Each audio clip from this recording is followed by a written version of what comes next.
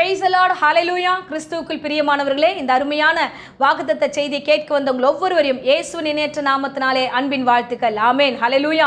என் தெய்வம் எவ்வளவு பெரியவர் பாருங்க. இந்த நாள் வரைக்கும் நம்மை கிருபையாய் நடத்தியிருக்கிறார். ஆமென். இந்த நாளும் கர்த்தர் உங்களுக்கு அருமையான வாக்குத்தத்தோடு வந்திருக்கிறார். உங்களை ஆசீர்வதிக்க கடந்து வந்திருக்கிறார். நிச்சயமாய் அந்த வார்த்தைகள் உங்களுக்கு ஆசீர்வாதமாக இருக்கும். இப்பொழுதும் வார்த்தைக்காக நாம் ஜெபிப்போம். அன்பு ரட்சகா, இந்த அருமையான வேலைக்காக ஸ்தோத்திரம். ஆண்டவரே, யூடியூப் மூலமாய் பார்த்து கொண்டிருக்கிற ஒவ்வொரு பிள்ளைகளையும் நீர் ஆசீர்வதிப்பீராக. கர்த்தர் என்னிடத்தில் என்ன பேசுவாரோ என்று எதிர்பார்ப்போடு வந்திருக்கிறாங்க ராஜா. ஆண்டவர் தாமே வார்த்தைகளை கொடுத்து திடப்படுத்தி வழிநடத்தி ஆசீர்வதிங்க. தேவையில்லாத காரியங்களை எடுத்து போடுங்க ஆண்டவரே. சூழ்நிலைகளை ஆசீர்வாதமாக அமைத்து தருவீராக. தடைகளை நீக்கி போடும் ஆசீர்வதியும். இந்த ஆசீர்வாதம் ஒவ்வொரு பிள்ளைகளுக்குள்ளாய் கடந்து செல்லட்டும். எங்கிருந்து பார்த்தாலும் தேவரீர் இந்த ஆசீர்வாதத்தினுடைய வார்த்தை இந்த பிள்ளைகளோடு கூட கடந்து செல்லட்டும். இயேசுவே தொடர்ந்து காத்துக்கொள்ளும், வழி நடத்தும். இயேசுவின் நாமத்தினாலே ஜெபித்து ஒப்புக் கொடுக்கிறேன் நல்ல பிதாவே. ஆமென், ஆமென். Praise the Lord, hallelujah. ஆண்டவர் எவ்வளவு பெரியவர் பாருங்க. அநாதி தேவன் இம்மட்டும் நம்மை கிருபையாய் காப்பாற்றி நடத்துகிறார். ஆமென், ஹalleluya. பாருங்க, 11 மாதங்கள், இந்த வருடத்தின் 11 மாதங்களை கிருபையாய் முடித்திருக்கிறோம். ஆண்டவர் நம்ம கூடவே இருந்து பத்திரமாய் ஒவ்வொரு மாதமும் ஆண்டவர் வார்த்தைகளை கொடுத்து நம்மளை நடத்தி வந்திருக்கிறார். ஆமென். கடந்து வந்த பாதையை திரும்பி பார்க்கும்போது ஒரு பயம் கலந்த விஷயம் இருக்கு. இந்த உலகமே பயந்துச்சு. இந்த உலகத்தில் அநேக மரணங்கள் நேரிட்டது. ஆனாலும் ஆண்டவர் என்னையும் உங்களையும் பத்திரமாய் வைத்திருக்கிறார். ஆமென், ஹalleluya. இந்த வியாதிகளுக்கு மத்தியில, கொடுமையான சூழ்நிலைகளுக்கு மத்தியிலும் ஆண்டவருடைய அன்பும் கிருபையும் அரவணைப்பும் நம்மை நடத்தினது. ஆமென், ஹalleluya. இதை யாரும் இல்லைன்னு சொல்ல முடியாது. ஆமென். இந்த நாளிலும் புதிய மாதத்துக்குள்ள கடந்து போக போறோம். இந்த வருடத்தை முடிக்கிற மாதத்துக்குள்ள வந்துட்டோம். இந்த 12ஆம் மாதம் தேவன் உங்களையும் என்னையும் ஆசீர்வதிக்கும்படியாய் வைத்திருக்கிறார். ஆண்டவர் நிச்சயமாய் நடத்துவேன் என்று வார்த்தைகளோடு கொண்டு வந்து நடத்துகிறார். ஆமென், ஹalleluya. இப்பொழுதும் நம்முடைய தேவ செய்திக்கு நேராக நம்ம கடந்து செல்வோம். ஏசாயா 41ஆம் அதிகாரம் 10வது வசனத்தை நாம் வாசிப்போம். ஏசாயா 41 10ஆம் வசனம். நீ பயப்படாதே, நான் உன்னுடனே இருக்கிறேன். திகையாதே, நான் உன் தேவன். நான் உன்னை பலப்படுத்தி உனக்கு சகாயம் பண்ணுவேன். என் நீதியின் வலது கரத்தினால் உன்னை தாங்குவேன். ஆமென், ஹalleluya, ஹalleluya. தெய்வம் எவ்வளவு நல்லவர். இன்றைக்கு உன்னை பார்த்து, உங்களை பார்த்து இந்த வார்த்தை சொல்லுகிறார். நீ பயப்படாதே, நான் உன்னுடனே இருக்கிறேன். திகையாதே, நான் உன் தேவன். நான் உன்னை பலப்படுத்தி உனக்கு சகாயம் பண்ணுவேன். நீதியின் வலக்கரத்தினாலே உன்னை தாங்குவேன். இந்த ஆசீர்வாதம், இதுல இருக்கிற ஒவ்வொரு வார்த்தையும் ஆசீர்வாதம் உள்ள வார்த்தை. ஆசீர்வாதத்தோடு கர்த்தர் சொல்லுகிறார். பாருங்களேன், இன்னைக்கு முதல் வார்த்தை என்ன சொல்லுகிறார்னா, நீ பயப்படாத. ஏன் ஆண்டவர் இந்த வார்த்தையை நம்மளை பார்த்து சொல்லுகிறார் பயப்படாதமா அப்படின்னா? ஏன் பயப்படுறோம்? நாம ஒரு காரியத்தை செய்ய போறோம் அப்படின்னா அந்த காரியத்தை குறித்து பயம் இருக்கும். இப்ப பிள்ளைங்க எக்ஸாம் எழுதுறாங்க, ஒரு பெரிய எக்ஸாம் வருதுன்னா ஐயோ அந்த எக்ஸாம் போகணுமேன்ற ஒரு பயம் அந்த மைண்ட் செட்ல இருக்கும். அதனால அந்த பயத்தோடவே சரியா எழுதாம போயிடுவாங்க. அதே மாதிரி சில நேரங்களில் நம்ம வந்து ஒரு கம்பெனிக்கு வேலைக்கு போறோம், இன்டர்வியூக்கு போனா அது எப்படி பண்ணுவோமோ அப்படின்ற ஒரு பயம் இருக்கும். இப்ப வீடு கட்டுறவங்களா இருந்தா ஐயோ பண தேவைகளா இருக்கே, நமக்கு யாராவது கொடுப்பாங்களா, என்ன நடக்கும், பணம் கரெக்டா வந்துருமா, பேங்க்ல இருந்து வந்துருமா, இது நடக்குமா, அடுத்த காரியங்களை குறித்து ஒரு பயம் நமக்குள்ள இருந்துகிட்டே இருக்கும். ஹல்லேலூயா. இந்த நாளில் தனிப்பட்ட விஷயத்தை நாம் செய்ய போகும்பொழுது அதை குறித்ததான பயம் நம்முடைய இருதயத்தில் இருக்கிறதுனால தான் ஆண்டவர் சொல்லிட்டாரு, அம்மா நீ பயப்படாத, மகனே நீ பயப்படாத, நான் உன் கூட இருக்கிறேன் என்று. ஹல்லேலூயா. தேவாதி தேவன், ராஜாதி ராஜா எங்க இருக்கிறார்? நம்மோடு இருக்கிறார். அவர் சொல்லுறார், நான் உன் கூட இருக்கிறேன், நீ பயப்படாத. அடுத்து என்ன பண்ண போகிறியோ? நான் கடந்த நாள் வந்து ஜெபித்து கொண்டிருந்தேன். அடுத்த மாதம் வந்து அதாவது டிசம்பர் மாதத்துக்குள்ள நம்ம கடந்து போறோம். ஸோ இந்த மாதத்துக்குள்ள பல தேவைகள் இருக்கிறது. இதெல்லாம் நம்ம எப்படி சந்திப்போம் என்று பலவிதமான யோசனைகளோடு ஜெபத்தில் அமர்ந்திருக்கிறேன். ஸோ ஆண்டவரே, இந்த காரியத்துக்குள்ள என்னை நீர் எப்படி நடத்துவீர் என்று ஆண்டவரோடு பேசும்போது இந்த வாக்குத்தத்தத்தை கர்த்தர் கொடுத்தார். ஆமென், ஹல்லேலூயா. என்னிடத்தில் பேசின வார்த்தைகளை உங்களிடத்தில் ஒப்பு கொடுக்கிற பாருங்க. ஆண்டவர் நம்மை பார்த்து சொல்லுகிறார், நீங்க பயப்படவே பயப்படாதீங்க, நடத்துகிற தெய்வம் நான் உங்களோடு கூட இருக்கிறேன் என்று. ஆமென், ஹல்லேலூயா. பாருங்க, இவ்விதமாய் வசனம் சொல்லுகிறது. லூக்கால 12ஆம் அதிகாரம் 32ஆம் வசனத்துல நம்ம சம்பவத்தை வாசிக்கிறோம். பிள்ளைகள் பயப்படுகிற காரியத்தை கர்த்தர் நன்கு அறிந்து வைத்திருக்கிறார். இயேசு நல்லா அறிஞ்சு வச்சிருக்கிறார். அவர் சொல்லுகிறாரு, இந்த வேளையில வாசிப்போம். பயப்படாதே சிறுமந்தையே, உங்களுக்கு ராஜ்யத்தை கொடுக்க உங்கள் பிதா பிரியமா இருக்கிறார். ஆமென், ஹல்லேலூயா. இந்த வார்த்தை பாருங்களேன், பயப்படாதே சிறுமந்தையே, நீ பயப்படாத சிறுமந்தையே, ஏன்னா உனக்காக நான் ராஜ்யத்தை கொடுக்கவே ரெடியா இருக்கேன். இது எப்போ சொல்லப்பட்டதுன்னா, ஜனங்களுக்கு ஆண்டவர் பேசும்போது சொல்ல, நீங்க என்னத்தை குடிப்போம், என்னத்தை உண்போம், அடுத்த மாசம் வீடு வாடகை எப்படி கட்டுவோம், அடுத்த மாசம் நம்ம வந்து எப்படியெல்லாம் வந்து காரியத்தை நம்ம பார்ப்போம், இன்னும் கிறிஸ்மஸ் வந்துருச்சு, அதோட தேவைகள் எல்லாம் இருக்கு, நம்ம ட்ரெஸ் எல்லாம் எப்படி எடுப்போம், பிள்ளைங்களுக்கு என்ன செய்வோம், பலவிதமான கேள்விகளும் பலவிதமான காரியங்களோடு கூட நீங்க காணப்பட்டிருக்கலாம். அதான் ஆண்டவர் சொல்றாரு, அம்மா நான் ஒரு பரமபிதாவா இருக்கிறேன், உனக்கு பரலோக ராஜ்யத்தை கொடுக்கவே நான் ரெடியா இருக்கும்போது இவைகளை குறித்து நீ பயப்படாத, சிறு மந்தையே நீ பயப்படாத. ஆமென், ஹல்லேலூயா. சிறு மந்தையே பயப்படாத. நான் ஒரு சின்ன கூட்டம், நான் ஒரு சின்ன பிள்ளை, நான் ஒரு எங்க வீட்டில் இருக்கிறது இவ்வளோ பேர் தான், எங்களுடைய காரியம் என்னவா இருக்குன்னு ஒரு பதட்டத்தோட ஒரு பயத்தோடு கூட நீ காணப்பட்டிருக்கலாம். ஆனால் ஆண்டவர் சொல்லிட்டார், நீ பயப்படாத. உங்க வீட்டில் 4 பேரோ 5 பேரோ சின்ன கூட்டமா இருக்கலாம், நீ சின்ன பிள்ளைகளா இருக்கலாம். ஸோ இந்த இடத்துல கர்த்தர் சொல்லுகிறார், இந்த உன்னுடைய தேவையின் காரியங்களை, உன்னுடைய காரியத்தையும் கர்த்தர் ஆசீர்வதிக்க அவர் வல்லவராய் இருக்கிறார். ஹல்லேலூயா. பாருங்க, ஏசாயா 41 வாசிக்கிறோமே, ஆண்டவர் நம்மளை பார்த்து சொல்றார், பயப்படாத, நான் உனக்கு துணை நிற்கிறேன் என்று. இந்த வார்த்தைகள் எல்லாம் நம்மளை பலப்படுத்துகிற வார்த்தைகளா இருக்கிறது. ஹல்லேலூயா. 2 தீமோத்தேயுல வசனம் சொல்லுகிறது, 2 தீமோத்தேயு 1:7 வசனத்துல பார்க்கிறோம், கர்த்தர் நமக்கு பயமுள்ள ஆவியை கொடுக்கவே இல்லை. இந்த வார்த்தை இன்னும் உங்களை உற்சாகப்படுத்தும். ஏன்னா ஆண்டவர் நமக்கு என்ன ஆவியை கொடுத்திருக்கிறார், நம்ம ஜெபிக்க ஆரம்பிக்கும் போதே என் அப்பா கேட்கிறாரு என்ன நடத்துவார் என்ற அந்த பலமுள்ள ஆவி உங்களுக்குள்ள இருக்கிறதுன்றதை மறந்துடக்கூடாது. பயத்தின் ஆவியிலே நம்ம வாழக்கூடாது. அவ்விசுவாசிகளும் புறஜாதிகளும் தேவனை அறியாதவர்கள் பயப்படலாம். ஐயோ, அடுத்தது என்ன பண்ண போறோம், அடுத்து நம்மளோட லைஃப்ல என்ன நடக்க போகுது, இது எப்படி முடியும், இது அப்படி எப்படி நடக்கும் அப்படின்ற ஒரு பயம் இருக்கலாம். ஆனா உங்களுக்கும் எனக்கும் அந்த பயம் இருக்கக்கூடாது. ஏன் அப்படின்னா பரமபிதா ராஜ்யத்தையே கொடுக்கிறாரு, பரமபிதா கூடவே இருக்கிறான்னு சொல்றாரு. அப்படி இருக்கும்போது எந்த காரியத்தை குறித்து நாம் பயப்பட வேண்டிய அவசியம் இல்லை. ஹல்லேலூயா, ஹல்லேலூயா. ஆண்டவர் ரொம்ப அழகா சொல்றார், சிறு கூட்டமே நீ பயப்படாதே, சிறு மந்தையே நீ பயப்படாதே, நான் உன்னோடு இருக்கிறேன், நான் உன் கூட இருக்கிறேன்னா. தேவன் நம்மோடு கூட இருந்தா சகலவற்றையும் அவர் பார்த்துக் கொள்வார். ஹல்லேலூயா. ஒரு வீட்டில் ஒரு பிள்ளைகள், தாய் ஆகட்டும் தகப்பன் ஆகட்டும், அவங்க இருக்காங்கன்னா அந்த பிள்ளைங்களுக்கு கவலையே இருக்காது. ஏன்னா தகப்பன் பார்த்துப்பாங்க, தாய் பார்த்துப்பாங்கன்ற ஒரு நம்பிக்கையும் ஒரு விசுவாசமும் எப்படி இருக்குமோ அதே மாதிரிதான் இன்னைக்கு நம்மை படைத்த தகப்பன் இருக்கிறார். அவர் மேலிருந்து எல்லாவற்றையும் பார்த்து கொள்ளுகிறார். அவர் எல்லாவற்றையும் செய்ய அவர் வல்லவராய் இருக்கிறார். ஆமென், ஹல்லேலூயா. உன் தெய்வம் ஒருபொழுதும் உன்னை விட்டு விலக மாட்டார், உன்னை கைவிட மாட்டார். ஆமென், ஹல்லேலூயா. சோ உங்களுக்கு என்னது தேவை என்று கர்த்தர் அறிந்திருக்கிறார்.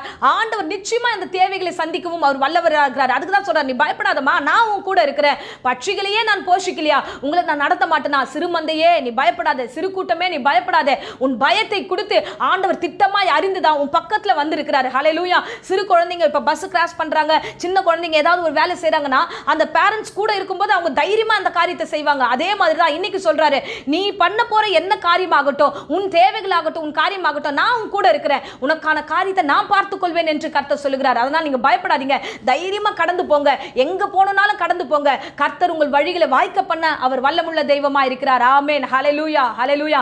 அடுத்ததாக இந்த காரியத்துல பார்க்கிறோம், ஏசாயா 41:10 வசனத்துல அடுத்த காரியத்தை பார்க்கிறோம், திகையாதே, நான் உன் தேவன், நான் உன்னை பலப்படுத்தி உனக்கு சகாயம் பண்ணுவேன். இரண்டாவதாக கர்த்தர் சொல்லுகிறார், நான் உன்னை பலப்படுத்துவேன், உனக்கு சகாயம் பண்ணுவேன், உன்னை பலப்படுத்தி உனக்கு உதவி செய்ய நான் வல்லமுள்ள தெய்வமா இருக்கிறேன் என்று சொல்லுகிறார். ஹல்லேலூயா.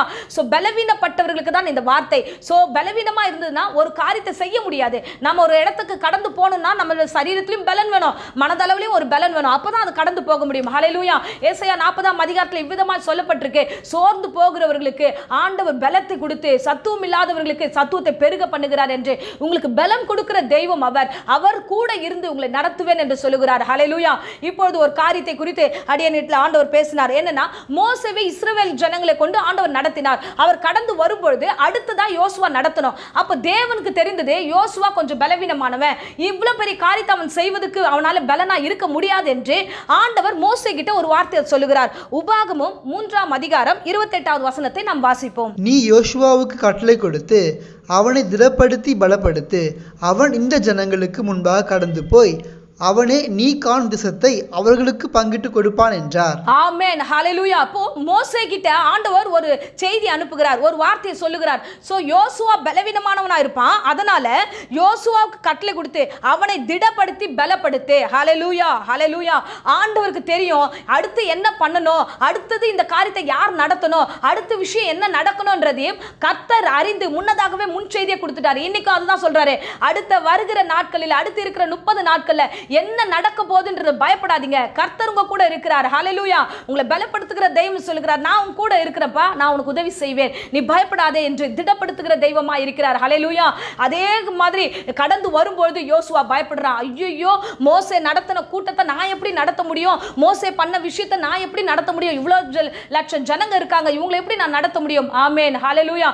இப்படிதான் எல்லோருமே மற்றவர்களை பார்த்து நம்ம பலவீனம் அடைகிறோம். கர்த்தர் எவ்வளவு வாக்குத்தத்தம் கொடுத்திருந்தாலும், எவ்வளவு வார்த்தை கொடுத்திருந்தாலும் இருந்தாலும் நமக்கு முன்னாடி இருக்கிறவங்களை பார்த்துட்டு ஐயோ இவங்க ரொம்ப பலனுள்ளவங்களா இருக்கிறாங்க, ஞானம் உள்ளவர்களா இருக்காங்க, நல்ல பணக்காரா இருக்கிறாங்க, இவங்களால எல்லாத்தையும் முடிச்சிட முடியும், நம்மளால எப்படி முடிக்க முடியும், இல்ல அவங்க வந்து ரொம்ப மோசமானவங்களா இருக்காங்க, நம்மள ஏதாவது பண்ணிட்டா நம்மள என்ன பண்றதுன்னு ஒரு மற்றவர்களை பார்த்து பார்த்து பலனா இருக்கிறது கூட பலவீனம் அடைகிறோம். ஹல்லேலூயா. மற்றவர்களை பார்க்காதீங்க, உலகத்தாரை பார்க்காதீங்க, கர்த்தரை பாருங்க. ஆமென். கர்த்தர் உங்களுக்கு என்ன சொல்லுகிறார், அவர் எப்படி உங்களை நடத்துகிறார் பாருங்க.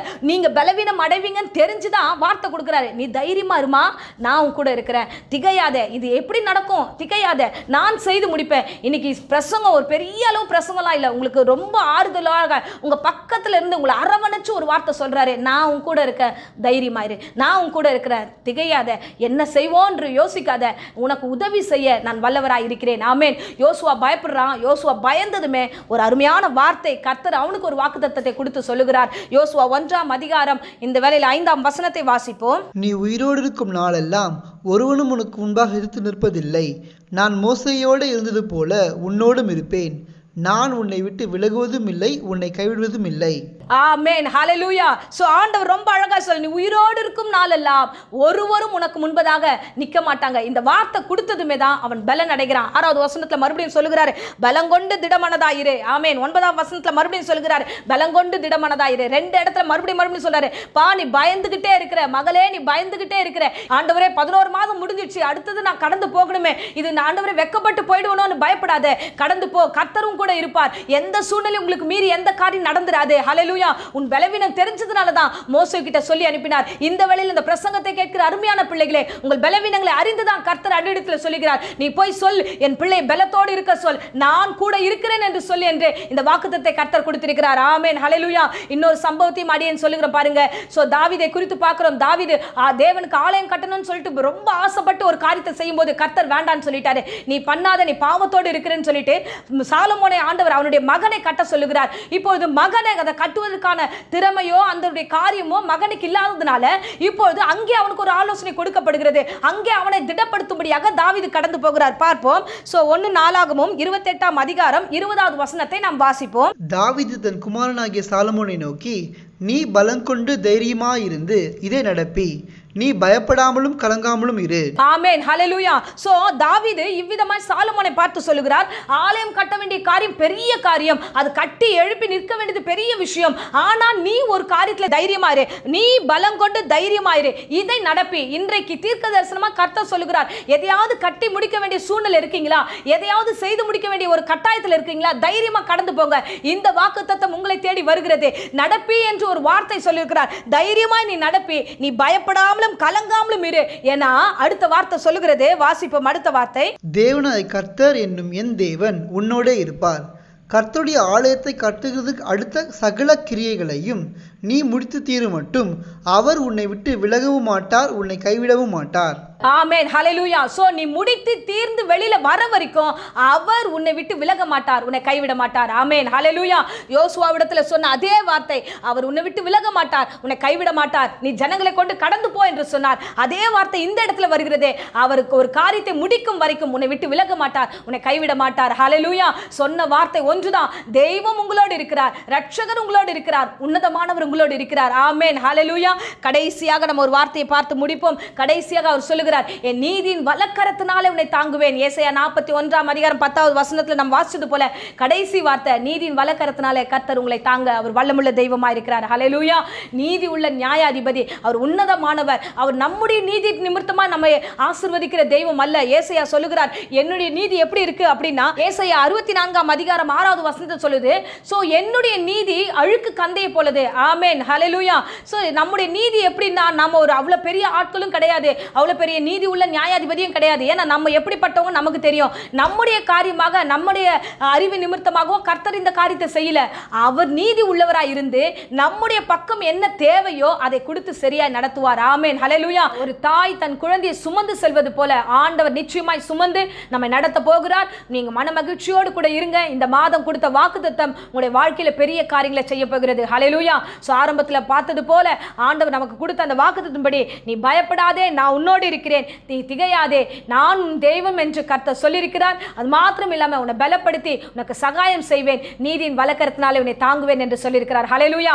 அவர் கொடுத்த வாக்குத்தத்தத்தை நிறைவேற்ற அவர் வல்லமுள்ள தெய்வம். ஆமென். இந்த டிசம்பர் மாதம் கர்த்தருடைய மகிமை நம்மை சூழ போகிறது. எல்லாவற்றையும் சாட்சியாய் நடத்த போகிறார். ஒவ்வொரு காரியமாய் நீங்கள் சாட்சியாய் சொல்லத்தக்கதாக கர்த்தர் பெரிய காரியங்களை செய்வார். இந்த மாதம் மனமகிழ்ச்சியின் மாதமாக கர்த்தர் உங்களோடு கூட இருந்து உங்கள் தேவைகளை சந்தித்து மனமகிழ்ச்சியா இந்த மாதத்தை நீங்கள் முடிக்கும்படியாக கர்த்தர் கிருபை செய்வார். ஆமென். ஹல்லேலூயா. சோ இப்பொழுது நம்ம இருந்த இடங்களில் கண்களை மூடி நாம் ஜெபிப்போம். அன்பு ரட்சகா, இந்த அருமையான வேலைக்காக ஸ்தோத்திரம் ஸ்தோத்திரம் ஸ்தோத்திரம் ஸ்தோத்திரம்.